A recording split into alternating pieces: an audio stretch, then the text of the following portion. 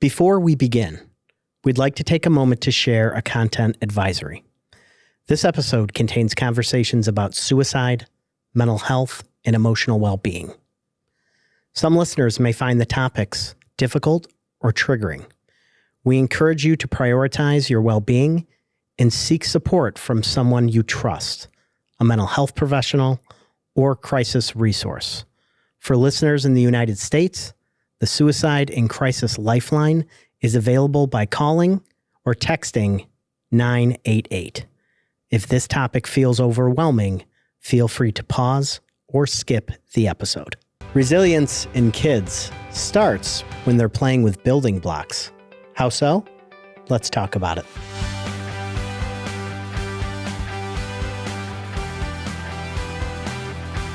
I'm Derek Rader, and this is the Let's Talk About It podcast. I'm here today with Kaylin Schaefer, Director of Community Counseling at OhioGuidestone. Kaylin, thank you so much for being here today. Thank you for having me. So today we're going to talk about building emotional language early and recognizing distress in young children. When people think about suicide prevention, they probably don't think about early childhood. Why should they? Early childhood is when so much of the brain develops, and that's when children are learning through repetition and consistency about the world around them. And that's when it's a great time to start building a foundation for how to talk about feelings, when to talk about feelings, and what it feels like in your body to have those feelings. At what age do children start developing emotional tools that help them handle pain, frustration, fear, or even shame later in life? I think it's earlier than people think. Even as an infant, they are scanning the environment. They're looking at their caregiver's face. They are checking in and really observant around what's happening around them and who is responding when they are crying, when they have a need that needs to be met. Mm-hmm. And that already sort of sets the stage for who can I trust, who's going to help me, right, and what gets responded to and what doesn't. What does emotional distress look like in a very young child who doesn't have the words for it yet?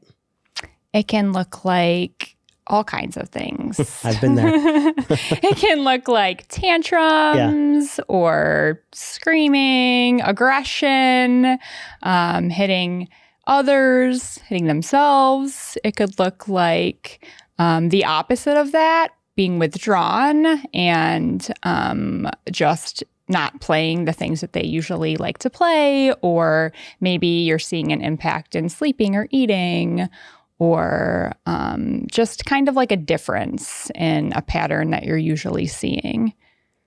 So how do young kids show us that they're overwhelmed? They show us in all kinds of ways. Yeah. And it's kind of up to the grown-ups around them to figure out what they're showing us and tying it back to translation of what does this mean.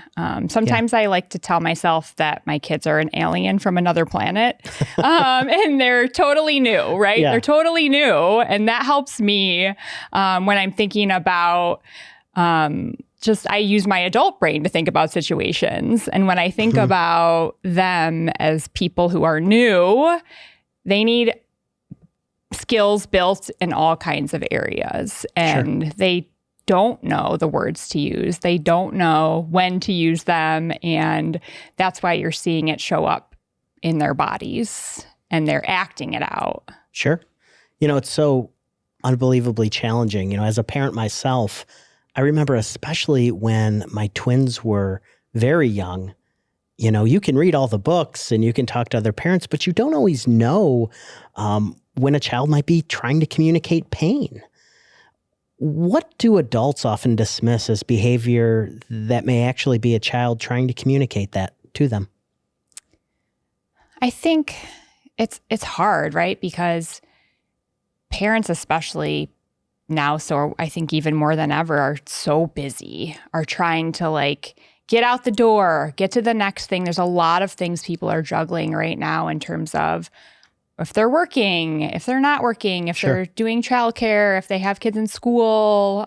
There's so many different things happening. And so I think it's easy to miss those opportunities, or to think of it in terms of you're kind of just delaying the things that we have to do next. And so it feels like maybe I'm taking it personally. Like you're doing this on purpose, or it feels like a manipulation of some kind. But kids are really all about cause and effect. Number one, they want to see what happens, who's going to respond and what that's going to look like when they do something. And they, when they are upset and in distress, I think it's easy just to say, oh, you're fine, knock it off. Instead of really trying to get to the root of what happened. I can see that your face looks mad. Your body looks frustrated. Your fists are clenched and you look like you're out of control. Help me understand what's going on for you.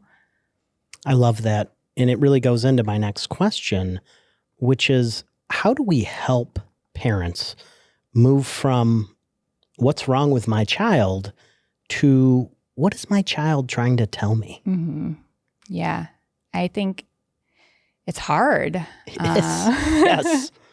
It's hard, especially if you're out in a public place, right? It's embarrassing. And as a parent, you sort of get activated too when that happens. So thinking about how to keep yourself calm, to keep your child calm. You know, I remember a time when my son and I were at a video game store, and he was about 3 or 4, and there was a game he wanted, and I said, no, we can't get that. And he proceeded to knock all the games on the shelf down. I'm shame-based, so I immediately was so overwhelmed and embarrassed. And I remember, putting him in the car, and he was crying. He was very upset. And just thinking in my head, oh my gosh, what's wrong with my son? Instead of what is he trying to tell me? Which, when I later looked back and reflected, he was tired. He had been running all day long.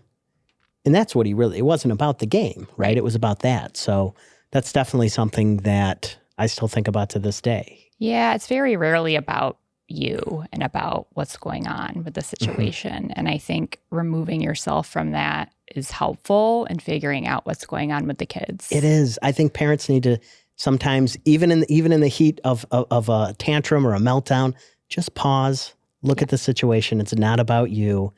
Easier said than done, right? I'm far removed from those days. My son is now 16, and we have all kinds of other different, unique challenges that we didn't have then. What role does an attachment play in a child's ability to feel safe?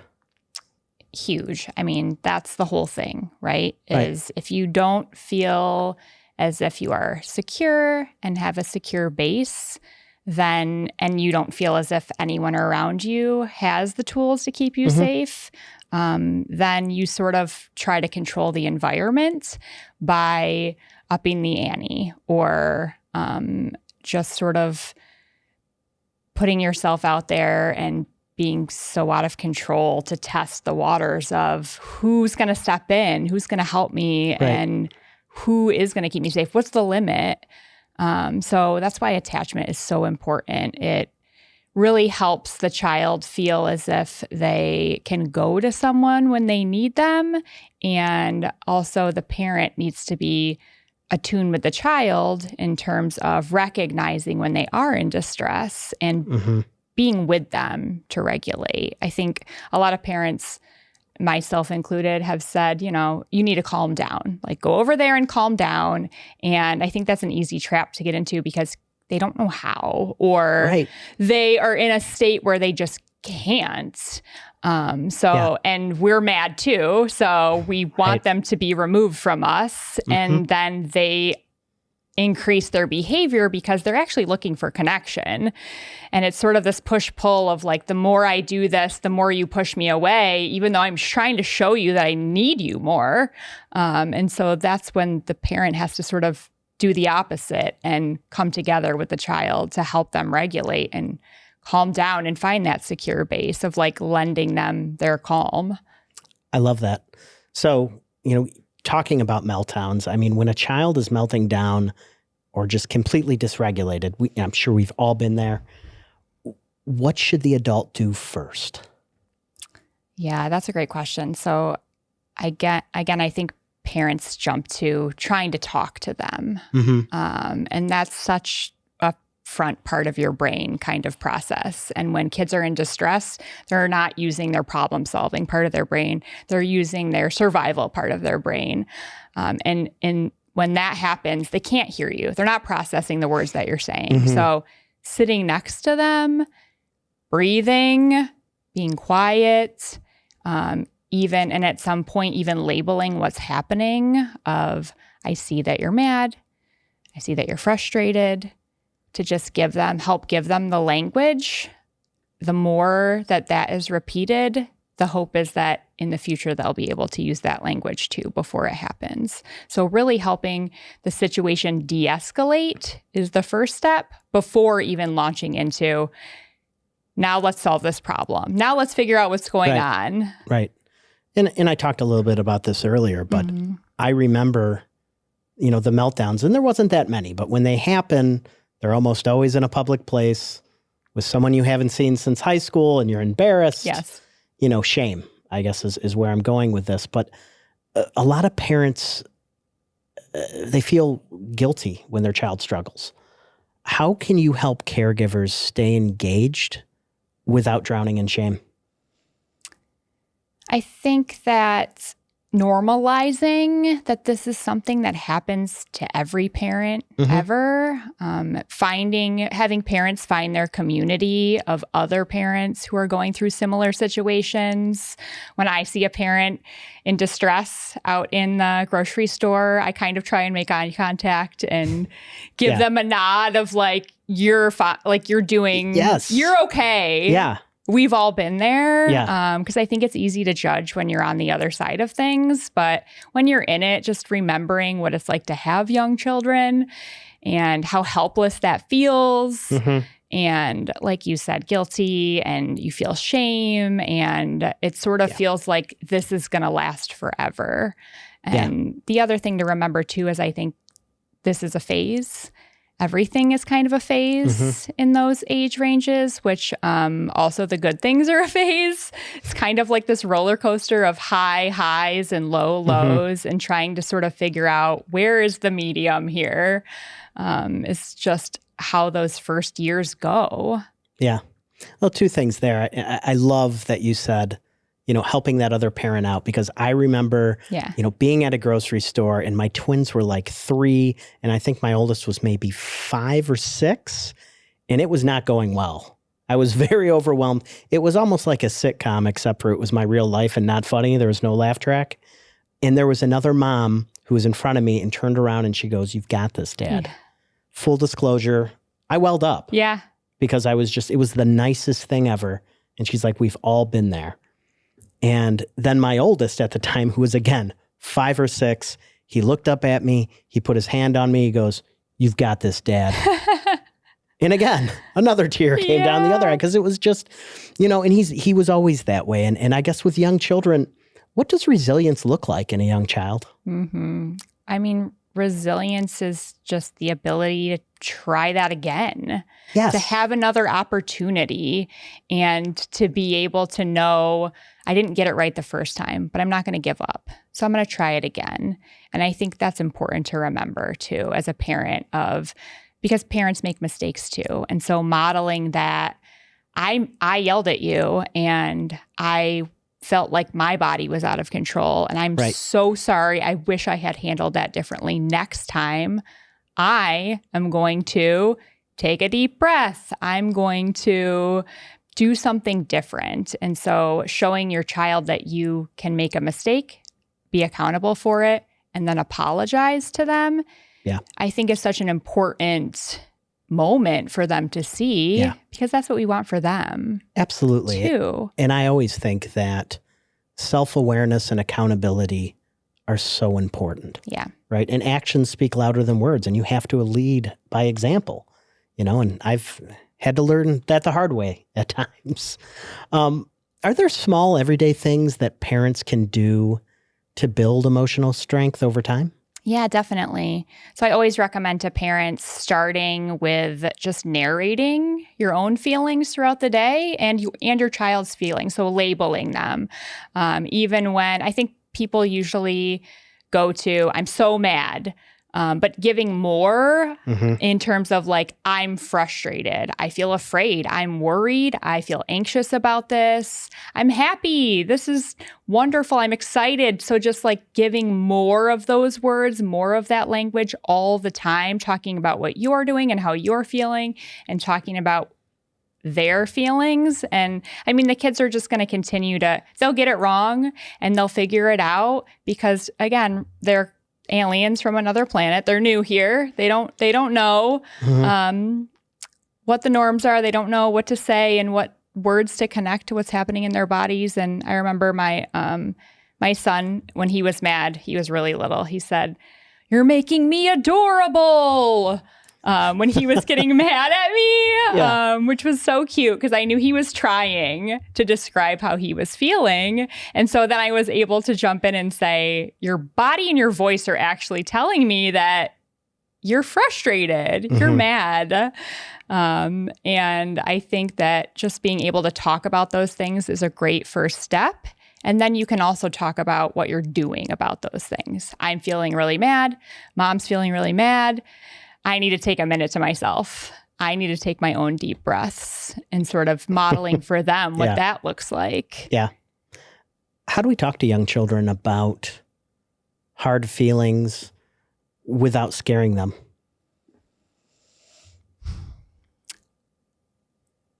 I think sometimes we think they're going to be scared about hard feelings and they're already feeling it. So sometimes I think we parents either shy away from talking about those things in a direct way.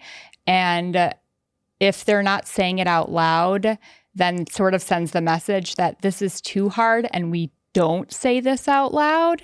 And so being the first one to say, you might be feeling so mad that you don't have control over your body and you're worried about what you're going to do next, is something that the message has been sent early, like we don't talk about that. We shut that down. Right. And so being open early on and being able to think about it in terms of how old your child is and how to talk to them about each different things that come up in life, I think is really important too, because then later on as they get older and things mean different, things are different, then they do feel like they can come to you and talk about more serious things. And I think like the way that you respond when children do bring up scary things is really important also. Well, it sounds like, the way that you respond to that at a very young age helps them build that solid foundation and really create a blueprint for them as they juggle the obstacles and moving parts and pieces of life. Yes. So that's why that's just so important. Yes. What would you say to a parent who's worried they may have already missed too much or made too many mistakes? It's never too late. Right. There's always time to repair. There's always time to start new. That's that resilience piece that you were talking about, that we're just going to try again. And kids' brains are changing so much that they are able to look at the new pattern that you're building with them and look at how you're doing things differently. And that impacts them in a positive way too.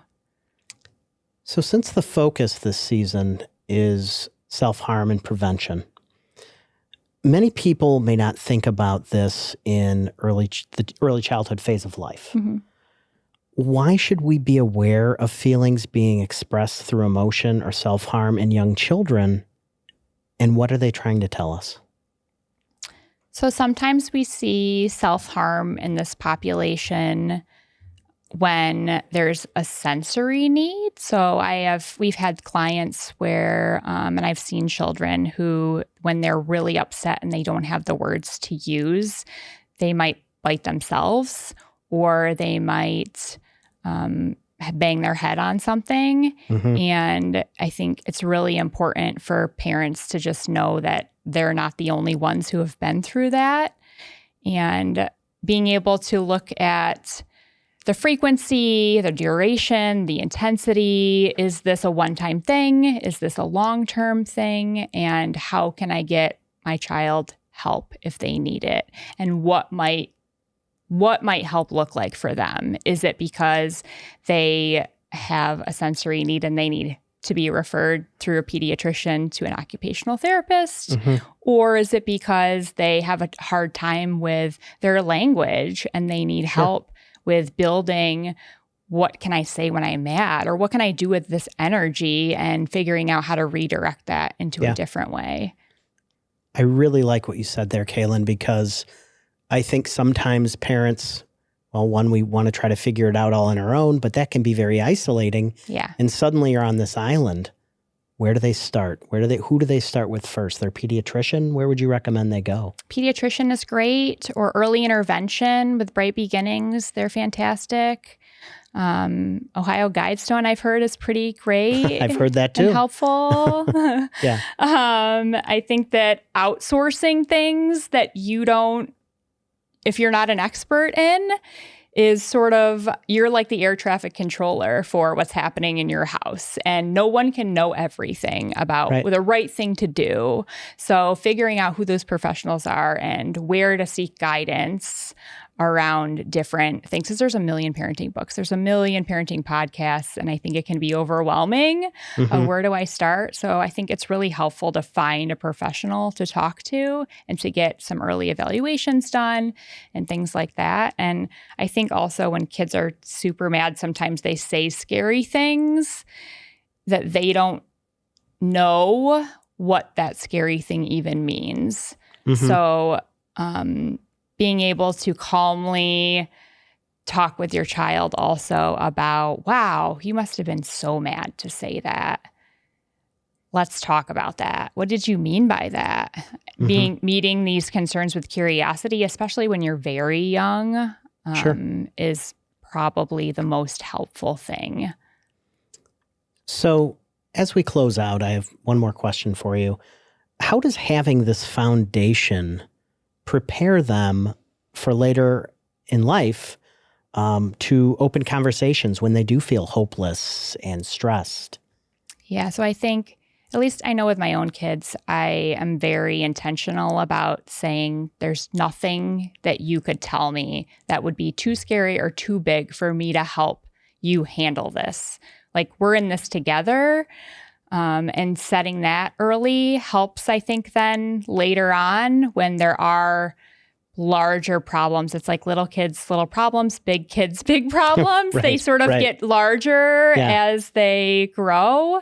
And so setting the stage now for I'm a safe space to put these feelings, and you're not going to be in trouble for the feelings that you have, and you're not going to be punished or shamed or guilted around these feelings is all, you're putting in the work. You're planting the seeds now for later. I know usually in the car is a great place to talk to kids about things. For some reason, kids just, they don't feel the pressure. They're behind you. And also at bedtime is a great place where their brains sort of just want to like give you all the information that happened during the day. With my son, we call it like tea time. I'm like, give me all the tea. What happened at camp? Tell me all the things. And he's telling me about his peers, but he's also testing me and seeing what my reaction will be when he tells me the things that his peers are doing and saying. And that helps build those connections of, oh, if that's your response for them, then maybe I can feel safe when I'm having those feelings or when something like that happens for me. That's great. Well, I want to thank you again for being here today, Kaylin. It's been a great conversation, and I hope this helps out some parents that are listening. Yeah, me too. Thank you. You're welcome. I'm Derek Rader, and this is the Let's Talk About It podcast. Thanks again. Have a great day, because you deserve it.